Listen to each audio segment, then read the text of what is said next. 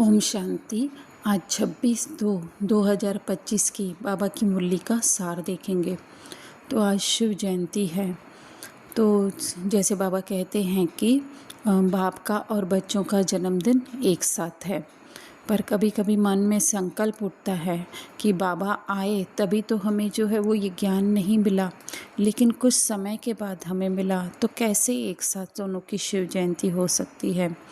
तो थोड़ा सा हम देखेंगे कि किस तरह से अगर हम न्यू मोबाइल लेते हैं तो उसमें हम सारे अपने कॉन्टैक्ट्स सेव करके रखते हैं, लेकिन सारे कॉन्टैक्ट्स का एक साथ तो हम लोग उनको कॉल नहीं करते हैं ना, फ़ोन नहीं करते हैं। जैसे जैसे जिसके साथ हमारा संबंध आता जाता है या कुछ कार्य याद आता है तो जो है हम उसको फ़ोन लगाते हैं। तो इसी तरह से जन्म होते ही जो है बाबा का, शिव बाबा का अवतरण होते ही, जन्म तो नहीं होता, बाबा का अवतरण होता है। तो अवतरण होते ही बाबा के भी एक फ़ोन में कहें तो हमारे सबके नंबर आ चुके थे, और जैसे जैसे इस सृष्टि ड्रामा पर हमारा समय आता गया वैसे वैसे बाबा ने जो है हमारा आह्वान किया, अर्थात कि हमें कॉल किया। तो इस तरह से जो है हमारा शिव बाबा के साथ जन्म हुआ। आज की मुरली में बाबा कह रहे मीठे बच्चे, तुम्हें अपार खुशी होनी चाहिए कि हम अभी पुराना कपड़ा छोड़ कर जाएंगे, फिर नया कपड़ा नई दुनिया में लेंगे। तो स्थूल रीति से या मोटे रूप से तो हम ये कहते हैं कि हमें नया शरीर जो है वो नई दुनिया में मिलेगा। अभी जो है ये पुराना कपड़ा है, पर एक्चुअली में जो है वो तो है ही है, लेकिन उसके साथ हमारे संस्कार भी जो है वो नए बनते हैं, अर्थात कि श्रेष्ठ बनते हैं। जो श्रेष्ठ चीज़ होती है उसी को ही बाबा नया कह रहे हैं। तो सिर्फ अगर हमें नया शरीर मिल जाए वहाँ पे, लेकिन अगर हमारे संस्कार वही पुराने हों तो फिर उस दुनिया में भी हमें जीने का मज़ा आएगा नहीं। तो इसी तरह से बाबा हमारे क्या कर रहे हैं, संस्कार भी जो हैं वो एकदम श्रेष्ठ बना रहे हैं। उसी को ही बाबा कह रहे हैं नया कपड़ा। हाँ, अभी से हमारे संस्कार नए बन रहे हैं, लेकिन उसका फाइनल रूप जो है वो हमें कपड़ों के साथ, अर्थात शरीर के साथ जो है वो नई दुनिया में दिखाई देगा। फिर बाबा प्रश्न पूछ रहे हैं, ड्रामा का कौन सा राज अति सूक्ष्म समझने का है। तो कह रहे हैं बाबा कि यह ड्रामा जो मिसल चलता रहता है, टिक टिक होती रहती है, जिसकी जो एक्ट चली वह फिर हूबहू 5000 वर्ष के बाद रिपीट होगी। यह राज बहुत सूक्ष्म समझने का है। जो बच्चे इस राज को यथार्थ नहीं समझते तो कह देते ड्रामा में होगा तो पुरुषार्थ कर लेंगे, वहाँ ऊंच पद नहीं पा सकते। तो झूम अर्थात कि एकदम स्लो चलती है, हमें पता भी नहीं चलता है। उसी तरह से ये ड्रामा भी जो है वो पल पल पल पल जो है वो चेंज होता रहता है। अर्थात कि हम सतो प्रधान से धीरे धीरे धीरे करते उस सतो प्रधान की स्टेज में भी, सतो तक पहुँचते भी हम जो है वो बहुत कुछ क्रॉस करते हैं। तो ये सब बातें जो है हमें बुद्धि में रखने की है। और एक बार जो, अर्थात एक सेकंड में पहले जो पार्ट चला वो जो है फिर से 5000 वर्ष के बाद चलेगा। तो लेकिन कई मोटी बुद्धि वाले ऐसे समझते हैं कि ड्रामा में होगा तो पुरुषार्थ कर लेंगे, लेकिन यहाँ पे हमें समझना है कि वो बाबा कह रहे हैं कि एक्ट जो है वो बहु रिपीट होती है ना। एक्ट के ऊपर जो है हमारा कोई भी कंट्रोल नहीं है, लेकिन हमारा कंट्रोल पूरा किसके ऊपर है, पुरुषार्थ के ऊपर है। बाहरी रीति एक्ट जो चल रही है वो बाहरी रीति चल रही है, लेकिन पुरुषार्थ जो है वो आंतरिक है हमारा। अर्थात उस एक्ट करते हुए भी जो है हम कितना अपनी आत्मिक स्थिति में स्थित रहते हैं, वो जो है वो हमारा पुरुषार्थ है। तो बाबा कह रहे हैं बाहर की एक्ट के ऊपर नहीं, परंतु अंदर की एक्ट के ऊपर हमें ध्यान देना है। अर्थात हमारा अंदर अटेंशन कहाँ है, वही जो है हमारा सच्चा पुरुषार्थ है। तो वो बाहर के ड्रामा के ऊपर जो है वो रुक जाते हैं, लेकिन हमें जो है जो सूक्ष्म पुरुषार्थ है उन्हें जो है अपनी आंतरिक स्थिति, सूक्ष्म पुरुषार्थ के ऊपर ध्यान देना है। फिर धारणा में बाबा कह रहे हैं कि ऊंच पद पाने के लिए बाप का पूरा पूरा मददगार बनना है। अंधों को रास्ता दिखाना है, बेहद की घड़ी को सदा याद रखना है। ऊंच पद पाने के लिए पुरुषार्थ हमारा कौन सा है, मददगार हम कैसे बन सकते हैं? तो जितना जितना हम आत्मिक स्थिति में रहते हैं तो वो जो है वो वाइब्रेशन अन्य आत्माओं को भी जो है वो टच करता है, वही जो है हमारा मददगार बनना है।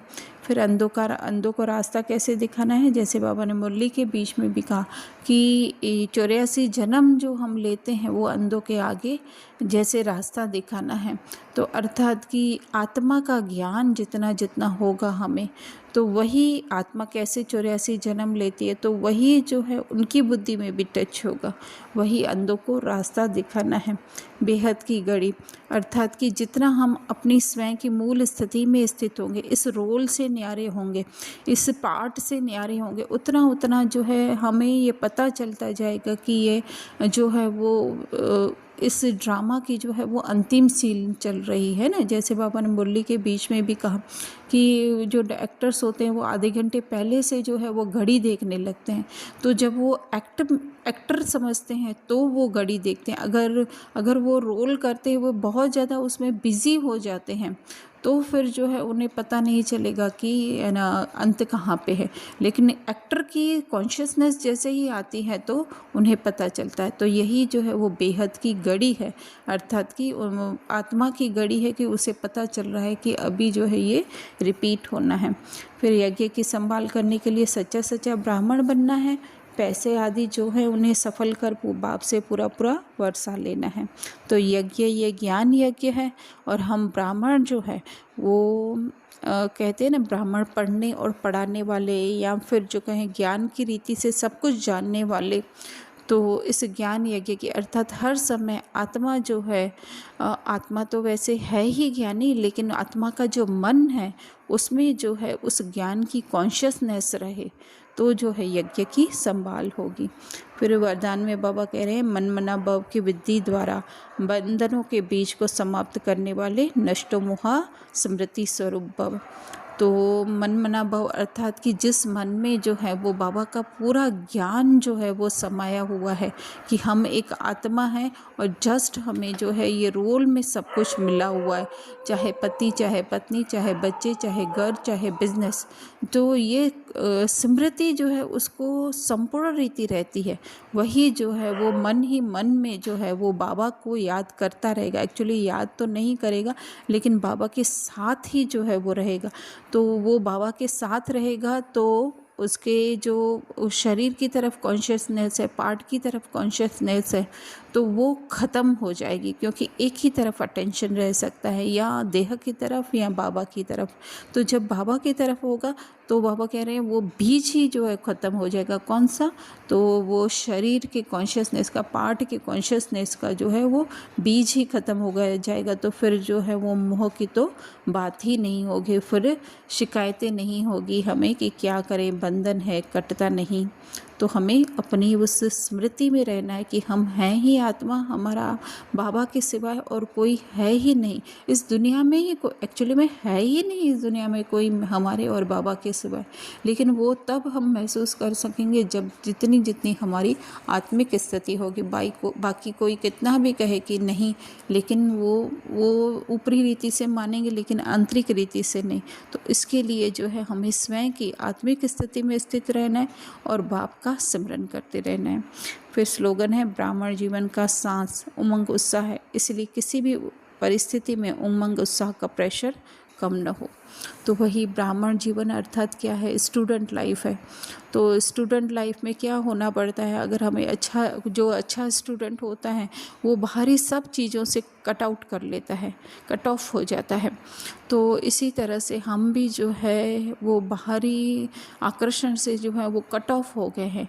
लेकिन हमें कौन सा उमंग उत्साह रहता है सदा, कि इस ज्ञान में आगे क्या है, किस तरह से है, वो ज्ञान का जो है वो पराकाष्ठा पराकाष्ठा, जैसे बाबा ने कल कहा, तो वो उसमें नेक्स्ट क्या है ना, क्योंकि कोई मूवी भी कब हमें देखने में अच्छी लगती है कि जब उसका नेक्स्ट स्टेप क्या होने वाला, नेक्स्ट सीन क्या होने वाला है, वो जब हमें पता नहीं होता है तो हमारे अंदर जो है एक तरीके से कहें कि उमंग उत्साह बना रहता है। तो इसी तरह से ये ज्ञान भी जो है वो बहुत ही रमणीक है।